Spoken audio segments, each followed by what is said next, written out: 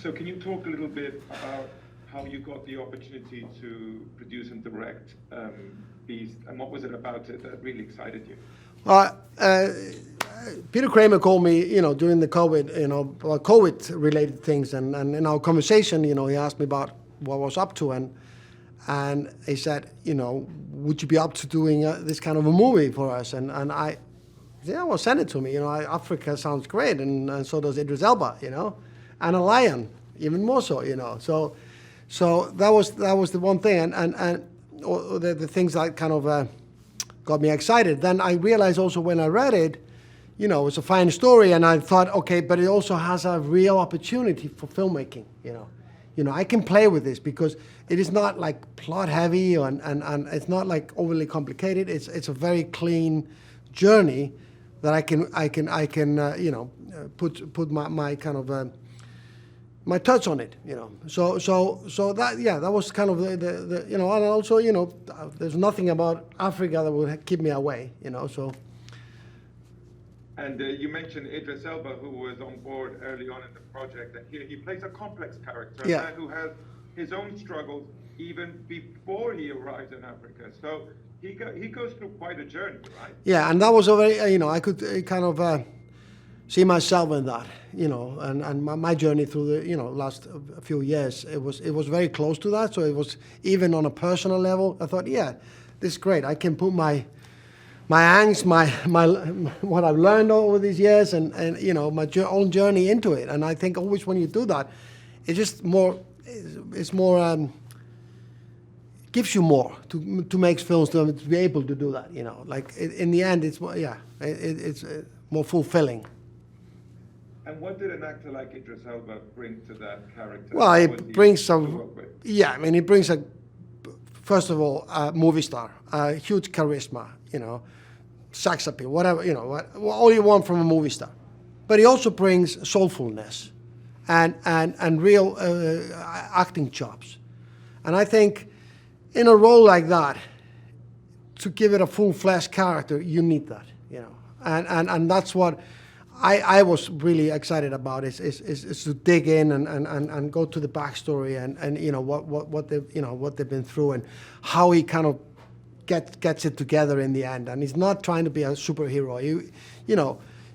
Even he's a little clumsy at moments, and he doesn't quite, both emotionally and physically, figuring out. But he's also somebody you believe at a certain point could do things that he does in the movie, and And his two teenage daughters, played by Iyana and Leah, were also amazing. Yeah, it was a great pleasure to be able to audition, a lot of young girls for that role, and finding those, diamonds, in the rough, and working with them and giving them, like Leah, like the first big steps in this industry, and Iyana also, is breaking through in her work, and I think, I love that. That's also just part of what I love about my job, is to find talent and give them opportunity and help them take the steps, and then be an old man and say, yeah, I've been proud of that, I helped her, But it's really giving, and of course they are both incredibly talented. Leah has this comic strike, which is just, you can create. It's either you have it or not. And when I saw her, it's like, there's no question in my mind, And then the Iyana, who was, she had to take on Idris and challenge him, and that's not a small feat, to challenge an actor like that and stand up to him, And I think so I was really happy with that. And then having Sharlto Copley, which is presenting Africa in all its glory, and all the other people we had in the film, Speaking of that, representing Africa, Africa is in the movie. You shot the movie in South Africa, and you managed to show the beauty, the mystery, the danger also with that extraordinary road line that you managed to create with special effects. Can you talk about the whole thing, shooting in South Africa, what that meant, and how you managed to bring this line to life on screen? I mean, it meant everything to shoot in Africa, because you're creating a baseline of reality, and the reality where the movie is happening. And you don't have to shoot around any corners. You can use that country. But it takes a lot of work to find that country inside that country. Because, the endless acres of industrial, agriculture and stuff. But you have to find those demons and create it. Like we went from Namibia to Mozambique, borders inside South Africa to find those locations, and then back to Cape Town. This is 2/3 of U.S. So we were. It was the biggest scouting I ever done in my life, but because the baseline is rural Africa, South Africa, it does help to bring the lion into as much realism as possible at this stage in our industry and with the technique that we have. And I don't think we could have done that a few years back, not at this level, where the lion needs to be real lion, not a singing lion or talking lion or dancing lion, So I think, and then of course that was a huge challenge, going through and finding all the footage that how lions act, and we sourced with, Enric Prada and Framestore, we sourced every possibility of seeing how animals attack and lions attack, and then putting that in the one-shotters, which is even more complicated, and actually that was the stuntman who was working against Idris to create this, to react to and, to be tossed around with. He was raised on a lion farm, so he knew how lion went about. So we tried everything to make it as authentic and real as possible. And the same, very importantly, get the gravity of the lion, not only of the situation in the beginning, but also of the lion and his physicality. And just to wrap up, I think it's important to also say that this movie conveys an important message about our need to respect nature. The beast of the movie is not the lion, really, it's mankind. Yeah, and it's it's like, in the end, like we can't blame nature. It is what we, it's what we do in nature, and taking their lands and poaching them, and in the end, they're gonna strike back like the climate is doing. You can't blame the tsunami. Like it's a course of actions. It doesn't start there. Well, can you talk a bit first about how this project came together? Yeah, so I got pitched this as just a concept, a pitch from Jamie Premack Sullivan, who is an executive producer that I've worked with before. She's always got great ideas, full of great ideas. She comes to me, I'm getting on a plane, she says, I got an idea. I said, okay, I'm about to take off on this plane, so give it to me quick, and I'll call you when I land. She goes, okay, think Cujo or Jaws with a lion. And she hangs up the phone. And so now I'm on the plane for 4 hours, and that's the concept in my head. And I gotta tell you, Jose, by the time, I didn't mean to say Jose. And I gotta tell you, by the time I landed, I was like, oh, I got it. I got the movie. I know what it can be. This could be a lot of fun. And one of the first calls I made was to Idris Elba. And I called him and said, I got something for us. And he and I have worked together many, many times before. He's one of my most frequent collaborators. We got a shorthand. We trust each other. We're very close. And once he said, hey, that could be fun. We can do this, and we can do this in a way that people won't expect. I said, okay, I'm in. Let's figure it out. And that's what got the development process rolling. And you got Idris in quite a complex role, a father who's fighting on different fronts. He's trying to keep his family together, and then suddenly he's in Africa in this situation, which is really unique.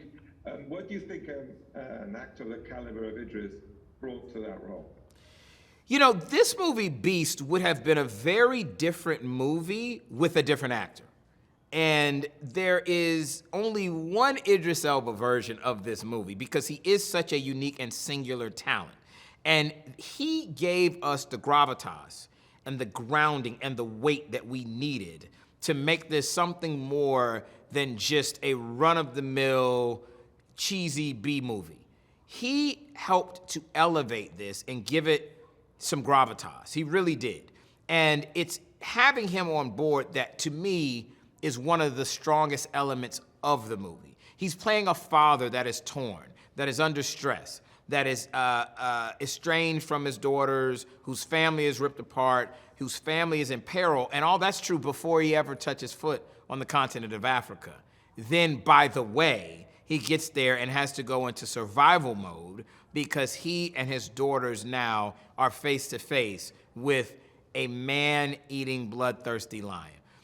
The idea of having an actor that is able to balance that and get you invested in his character even before we jump into this really taut, palpable action that our director Baltasar put together is just a true gift. And that gift came in the form of Idris.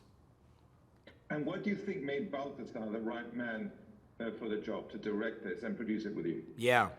Baltasar has such an amazing ability to toe the line between broad scope and intimacy. He is able to bring you into a world where you see these amazing broad vistas of the African savanna and take you from there into a world where you've got this monster, right? This killer lion that will not stop, that is continuously coming after our family. And also bring you into quiet moments in the car where they're talking about their situations, they're talking about their family drama, they're talking about their trauma, and they're having these quiet moments where you get invested in the family, in the characters, and in their own drives and their arcs. And then before you know it, bam, you're right back into these action sequences with this lion, which is nonstop. And so Balt does an incredible job. I think that is his superpower in being able to balance both that intimacy, that important human interpersonal character drama with the scope and action of a film like this. And your superpower was to manage to find a way to actually shoot this on location in South Africa and have that lion come to life on screen. Can you talk about all of that? Yes, shooting in South Africa was the thrill of a lifetime. Absolutely was. It was incredible. It was my first time shooting on the continent. It presented its own unique opportunities, like these amazing shots of the African savanna and the plains that you will get nowhere else. You just can't create that on a green screen, not in the way that it feels organic. It also created its own challenges. We were so far away from the nearest city. You know, we didn't have a lot of resources and amenities with us. Anything you didn't have, you just had to go without because it would take, so much time to get it brought in. You were out there in the animals' domain, in their territory, and we had to adjust to that. That was the reality of shooting there. And then also bringing the lion to life. The CGI factor of this was very important. We knew we weren't going to shoot with real lions. We wanted to make sure that we had a CGI lion that was up to task because the lion is a character. It's a character in this movie. The lion is a beast, but in a way, so is man. Man is the beast that has created this lion. And just like Idris is out in self-preservation mode and trying to protect what's his, so is the lion.